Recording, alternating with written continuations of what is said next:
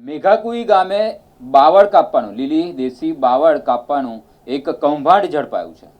વેપારી, સરપંચ અને ડેપ્યુટી સરપંચ મળીને આ ગામના દેશી બાવળ કાપીને સગેવગે કરતા હતા અને તેમને ગામવાસીઓએ રંગે હાથે ઝડપી પાડ્યા છે. મેઘાકુઈ ગામે લીલી દેશી બાવળ કાપવાનું કૌભાંડ સામે આવ્યું છે. વેપારી અને સરપંચ, ડેપ્યુટી સરપંચ મળીને દેશી બાવળ કાપતા ગામવાળા રૂબરૂમાં ઝડપી પાડી અને ગાડીમાં દેશી બાવળ ભરતા તેમને રંગે હાથે ઝડપી પાડવામાં આવ્યા છે.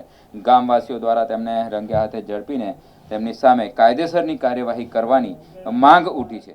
કે નહીં કાપ્યા? કેટલા કાપ્યા? કેટલા કાપ્યા?